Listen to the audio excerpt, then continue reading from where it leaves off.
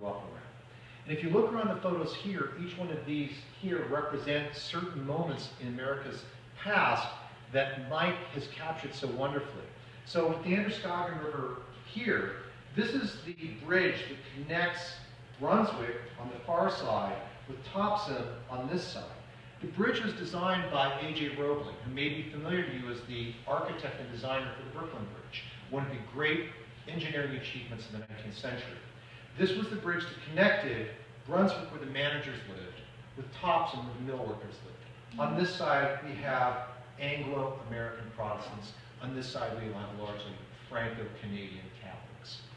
This bridge, in a way, symbolizes the divided nature of the river itself. Polluted, fetid, stinking with hydrogen sulfide gas that would peel paint off the building. Now here, this river, in the beginning of the dawn of the 21st century, it's a place where people can go swimming. In part, it's because, if you pivot to this photograph over here, this is the mill in the area near Rumford and Jay. Rumford was the birthplace of Edmund Muskie. Edmund Muskie served as Attorney General, Governor of the state of Maine, later elected Senator.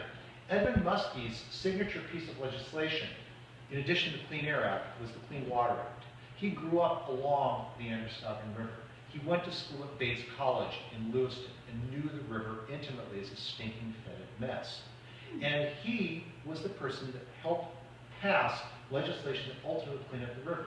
And yet the Androscoggin is grandfathered in as a result of agreements made between the state of Maine and the US EPA, where sections of the river to this day still don't meet the minimum requirements for Class C, the lowest classification of water for the Clean Water Act. The other thing I love about this photograph is it speaks to a long-standing tradition in American arts and letters of what Leo Marx, the great literary critic who is now emeritus over at MIT just down the road here, called the machine and garden.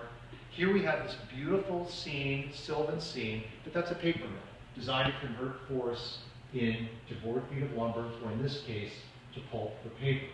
This is also the site of one of Maine's greatest labor strikes in the late 20th century, the 1987-1988 Jay Rumford paper mill strike.